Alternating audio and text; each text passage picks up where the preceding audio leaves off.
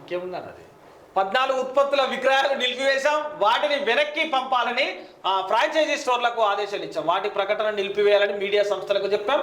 సుప్రీంకోర్టుకు తెలిపిన పతాంజలి. బాబా పతాంజలి వాడు దొంగనే విని వనకుర్రి. ఈడేముంది ఆచార్య బాలకృష్ణ. ఇక చట్నీలో చిట్టెలుక. సుల్తాన్పూర్ జేఎన్టీయులో ఘటన. కడిగేందుకు నీళ్లు పోసిన పాత్రలో ఎలుక పడిందన్న ప్రిన్సిపల్ కి దీన్ని ఫ్రై చేస్తేనే పెట్టేది ఉండే రాబాయ్. ప్రిన్సిపల్ కి కడిగే నీళ్ళల్లో ఎట్లా పడితే చట్నీలో ఇవి ఏవి పచ్చిమిర్చేనా, కరివేపాకేనా, చిట్టేనా, ఇలా చిట్టెలు కర్రీ ఏమైనా ఏమనేది. కడిగేందుకు నీళ్లు పోసిన పాత్రలో ఎలుక పడిందన్న ప్రిన్సిపాల్ తినబెట్టాలి, అప్పుడు ఏర్పడుతుంది.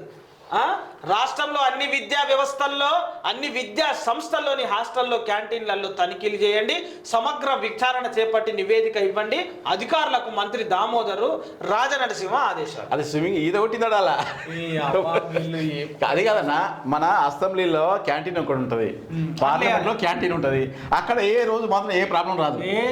గవర్నమెంట్ ఆఫీస్ అయితే ఏం చేయాలి, ఏడేడైతే ఎలుకలు ఎర్రలు ఇవన్నీ ఉంటాయి జిల్లపురులు, వీళ్ళకి రోజు అసెంబ్లీలో సమావేశాలు అయినప్పుడల్లా అవే ఫ్రై చేసి పెట్టాలి. ఓకే, అప్పుడు వీళ్ళకి బాధ అర్థమవుతుంది. ఇప్పుడు అవి గవర్నమెంట్ సంస్థలే, ఇప్పుడు ఇది కూడా గవర్నమెంట్దే కదా, మరి అక్కడేం రావడం ఇక్కడ ఎందుకు వస్తుంది అన్న? ఇప్పుడు వాళ్ళు పరిపాలించడం వాళ్ళు మంచిది తింటారు, మంది నాశనం కానీ, ఇప్పుడు మందికి ఆరోగ్యం ఖరాబ్ కానీ అట్లా తయారైంది. అంటే వాళ్ళ రకంగా మనం రకంగా